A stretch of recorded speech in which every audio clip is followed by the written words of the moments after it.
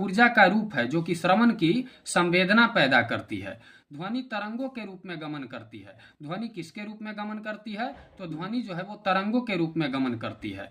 ध्वनि कंपायमान वस्तुओं से उत्पन्न होती है। ध्वनि किस वस्तु से उत्पन्न होती है? तो ध्वनि जो है वो हमेशा कंपायमान वस्तु से उत्पन्न होती है।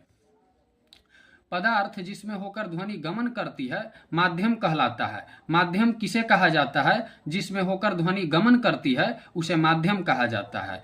ध्वनि तरंगे यांत्रिक तरंगे कहलाती है क्योंकि उनके संचरण के लिए द्रव्यात्मक माध्यम जैसे कि ठोस, द्रव्य तथा गैस की आवश्यकता होती है। ध्वनि तरंगे को यांत्रिक तरंगे क्यों कहा जाता है? तो ध्वनि तरंगों को यांत्रिक तरंगे इसलिए कहा जाता है क्योंकि उनके संचरण के लिए किसी न किसी द्रव्यात्मक माध्यम जैसे कि ठोस, द्रव्य तथा गैस की आवश्यकता होती है। ध्वनि की चाल। ध्वनि की चाल उस माध्यम की प्रकृति पर निर्भर करती है जिसमें होकर वह गमन करती है। ध्वनि की चाल किसके ऊपर डिपेंड करती है? तो ध्वनि की चाल जो है माध्यम की प्रकृति के ऊपर डिपेंड करती है जिससे होकर वह गमन करती है। ध्वनि की चाल अलग अलग माध्यमों में अलग अलग होती है। जैसे कि गैसीय माध्यम में ध्वनि की चाल अत्यंत धीमी होती है। द्रवीय माध्यम में यानी कि लिक्विड वाले माध्यम में उससे हल्का तेज गति से ध्वनि गमन करता है तथा ठोस वाले माध्यम में अति तीव्र गति से ध्वनि गमन करता है। यानी कि ठोस वाले माध्यम में ध्वनि जो है वो बहुत तेज गति से गमन करती है। ध्वनि निर्वात में गमन नहीं कर सकती है क्योंकि निर्वात में केवल और केवल विद्युत चुंबकीय तरंग ही गमन करते हैं। चूंकि प्रकाश जो है वो विद्युत चुंबकीय तरंग के अंतर्गत आते हैं, इसलिए प्रकाश निर्वात में अति तीव्र गति से और बहुत ही आसानी पूर्वक गमन कर लेती है। और ध्वनि इसलिए निर्वात में गमन नहीं कर सकती है चूंकि ध्वनि जो है वो यांत्रिक तरंगों के अंतर्गत आती है और जितने जो यांत्रिक तरंग होते हैं वो निर्वात में आसानी से गमन नहीं कर सकते हैं। आसानी से क्या, वो निर्वात में गमन करते ही नहीं है। ध्वनि वायु की अपेक्षा स्टील में लगभग 15 गुना तीव्र गति से गमन कर सकती है। अभी अभी हमने अध्ययन किया कि ध्वनि की चाल जो है वो गैसीय माध्यम में अति मंद होती है तथा द्रव्यात्मक माध्यम में उससे हल्का तेज होता है तथा सबसे तेज गति से यदि ध्वनि किसी चीज में गमन करती है तो वह है ठोस वाले माध्यम। यानी कि ठोस में ध्वनि जो है अति तीव्र गति से गमन करती है। तो यहाँ पे वायु जो है गैसीय माध्यम है, इसलिए स्टील की अपेक्षा वायु में ध्वनि जो है मंद गति से गमन करेगी और वायु की अपेक्षा स्टील में ध्वनि जो है वो लगभग 15 गुना अति तीव्र गति से गमन कर सकती है। कितने गुना? 15 गुना अति तीव्र गति से गमन कर सकती है। यानी कि ध्वनि जो है वो वायु की अपेक्षा स्टील में लगभग 15 गुना तीव्र गति से गमन कर सकती है। ध्वनि की चाल तापमान पर निर्भर करती है। जैसे जैसे वायु का तापमान बढ़ता है ना, उसमें ध्वनि की चाल भी बढ़ती जाती है। अतः वायु में ध्वनि की चाल ठंडे के दिनों में अपेक्षा गर्म दिनों में अधिक होती है। ध्वनि की चाल जो है वो किसके ऊपर डिपेंड करती है? तो ध्वनि की चाल जो है वो तापमान के ऊपर डिपेंड करती है। जैसे जैसे वायु की तापमान बढ़ता है ना, उसमें ध्वनि की चाल भी बढ़ती जाती है। अतः वायु में ध्वनि की चाल ठंडे दिनों की अपेक्षा गर्म दिनों में अधिक होगी।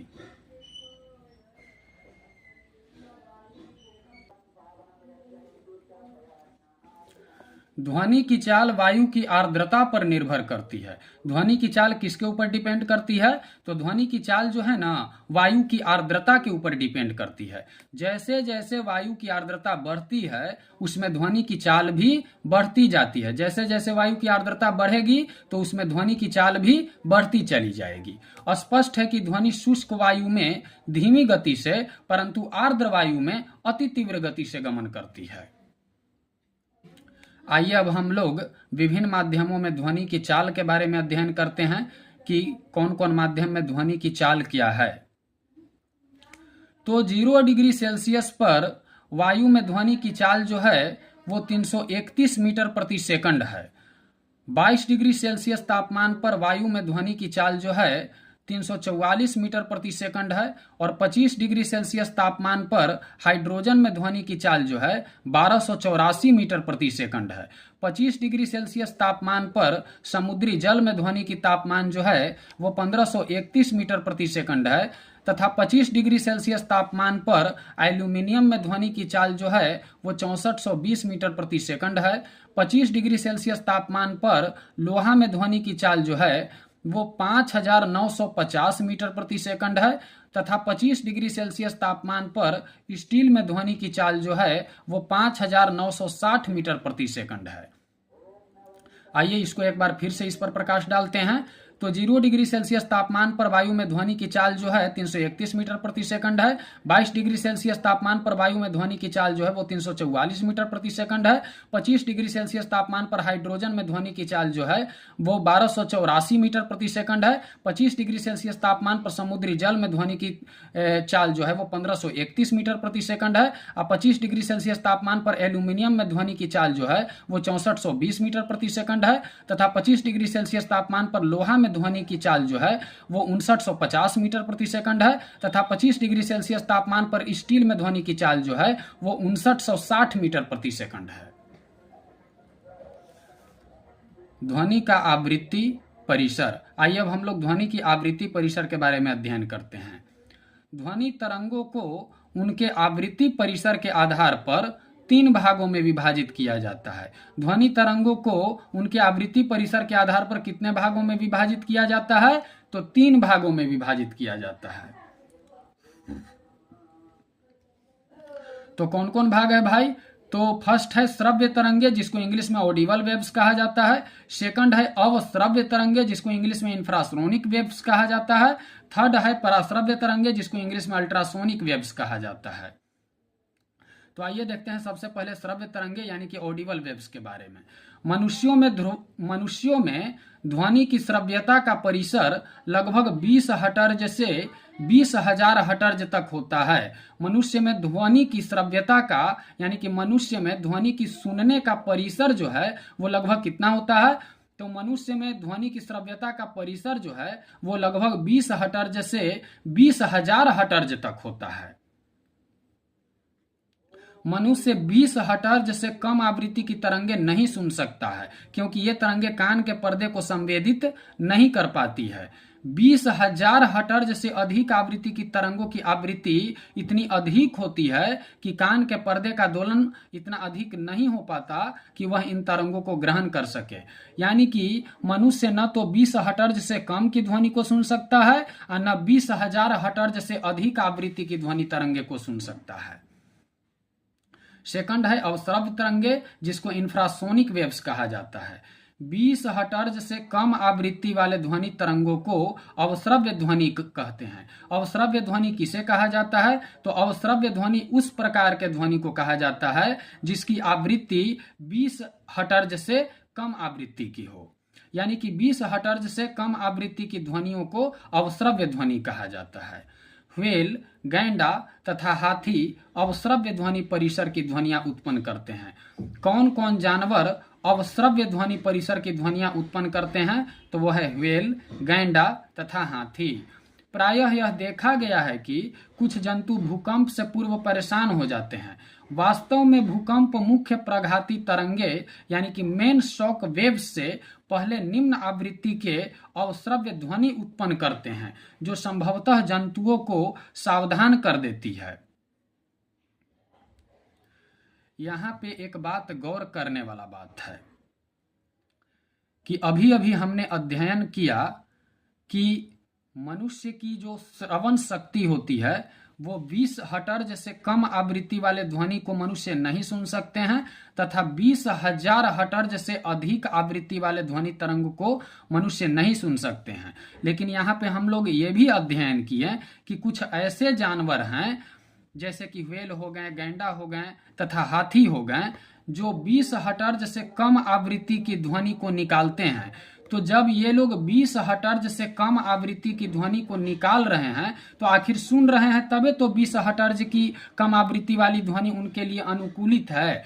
तो क्या होता है ना कि जब भूकंप आता है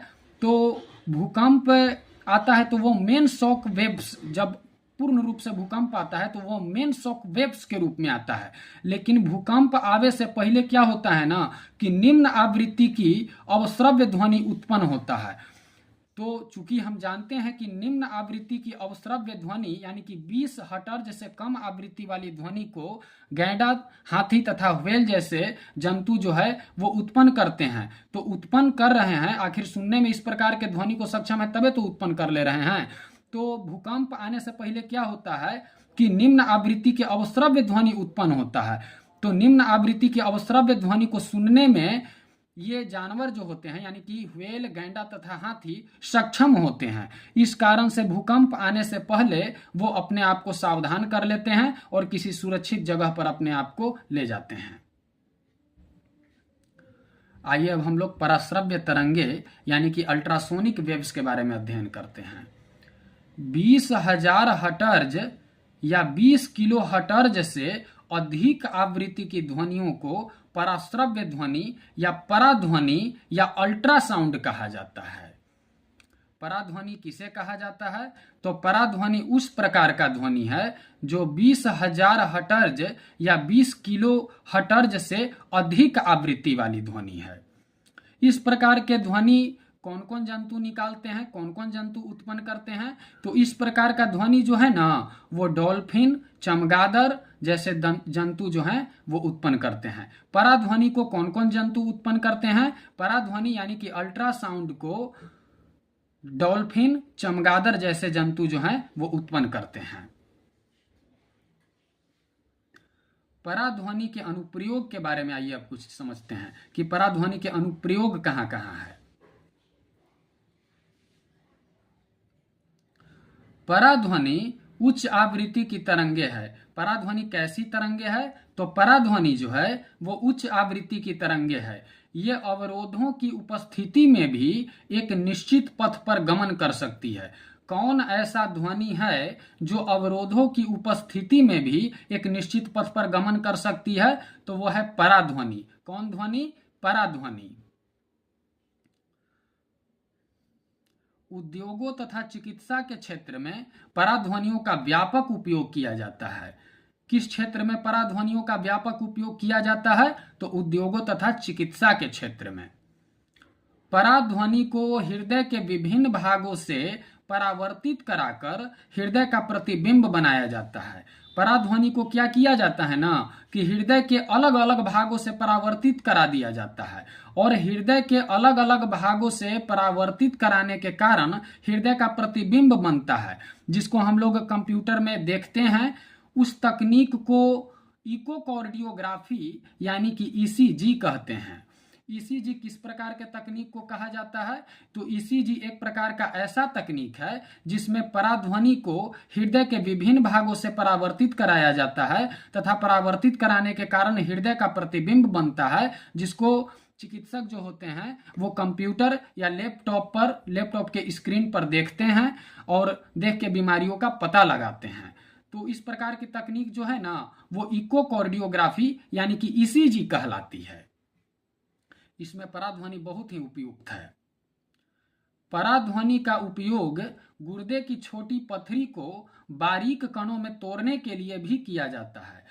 पराध्वनि का उपयोग जो है ना वो गुर्दे की छोटी पथरी यानी कि किडनी में छोटा छोटा पथरी हो जाता है। अक्सर आप देखे होंगे कि मरीज के किडनी में पथरी हो जाता है तो उसे ठीक करने के लिए चिकित्सक के पास जाते हैं, तो वहां पे चिकित्सक लोग पराध्वनि का उपयोग करते हैं। ये पराध्वनि क्या करता है ना कि पराध्वनि ज्यों ही मरीज के शरीर पर पड़ता है, दिया जाता है, तो उस पराध्वनि के माध्यम से गुर्दे की छोटी छोटी पथरी को बारीक कणों में तोड़ दिया जाता है। यानी कि पराध्वनि का उपयोग जो है वो गुर्दे की छोटी पथरी को बारीक कणों में तोड़ने के लिए भी किया जाता है। ये कण बाद में मूत्र के साथ बाहर निकल जाते हैं। एक बार इसको फिर से रिपीट करते हैं। पराध्वनि का उपयोग गुर्दे की छोटी पथरी को बारीक कणों में तोड़ने के लिए भी किया जाता है तथा ये कण बाद में मूत्र के साथ बाहर निकल जाते हैं। सोनार। सोनार का फुल फॉर्म होता है साउंड नेविगेशन एंड रैंगिंग। यह एक ऐसी युक्ति है जिसमें जल में स्थित पिंडों की दूरी, दिशा तथा चाल मापने के लिए पराध्वनि तरंगों का उपयोग किया जाता है। कौन ऐसा युक्ति है जिसमें जल में स्थित पिंडों की दूरी, दिशा तथा चाल के मापने के लिए पराध्वनि तरंगों का उपयोग किया जाता है? तो वो है सोनार टेक्निक यानी कि sound navigation and ragging technique. मात्रक। डेसिबल ध्वनि के स्तर का मात्रक है, यानी कि ध्वनि के स्तर को मापने का मात्रक कौन है? डेसिबल है। ध्वनि की तीव्रता का मापने वाला मात्रक कौन है? डेसिबल है।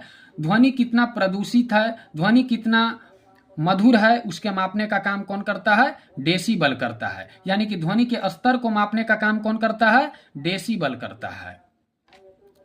विश्व स्वास्थ्य संगठन ने 45 डेसिबल तक की ध्वनि को कर्णप्रिय एवं मानवीय स्वास्थ्य के लिए सर्वाधिक सुरक्षित बताया है। विश्व स्वास्थ्य संगठन ने कितने डेसिबल तक की ध्वनि को कर्णप्रिय एवं मानवीय स्वास्थ्य के लिए सर्वाधिक सुरक्षित बताया है? तो वो है 45 डेसिबल, यानी कि 45 डेसिबल। प्रतिध्वनि। आइए अब हम लोग प्रतिध्वनि यानी कि इको साउंड के बारे में अध्ययन करते हैं। किसी परावर्तक वस्तु जैसे किसी इमारत अथवा किसी पहाड़ के निकट जोर से चिल्लाने या ताली बजाने पर कुछ समय पश्चात वही ध्वनि फिर से सुनाई देती है। पुनः सुनाई देने वाली जो ध्वनि हुई ना, उसी ध्वनि को प्रतिध्वनि कहा जाता है। यानी कि जब आप किसी इमारत के पास जाकर या किसी पहाड़ के पास जाकर जोर से चिल्लाइएगा तो आपको वही ध्वनि पुनः दोबारा सुनाई देगा। तो जो ध्वनि आपको पुनः दोबारा सुनाई देगा ना, वही ध्वनि को हम लोग प्रतिध्वनि या इको साउंड कहते हैं। वही ध्वनि को हम लोग क्या कहते हैं? यानी कि दोबारा सुनाई देने वाले ध्वनि को हम लोग क्या कहते हैं? प्रतिध्वनि यानी कि इको साउंड कहते हैं। हमारे मस्तिष्क में ध्वनि की संवेदना लगभग 0.1 सेकंड तक बनी रहती है। हमारे मस्तिष्क में ध्वनि की संवेदना जो है ना, वो लगभग 0.1 सेकंड तक बनी रहती है। अतः स्पष्ट प्रतिध्वनि सुनने के लिए मूल ध्वनि तथा परावर्तित ध्वनि के बीच कम से कम 0.1 सेकंड का समयांतराल अवश्य होना चाहिए। क्या कह रहा है कि अतः स्पष्ट प्रतिध्वनि सुनने के लिए मूल ध्वनि तथा परावर्तित ध्वनि के बीच कम से कम 0.1 सेकंड का समयांतराल अवश्य होना चाहिए।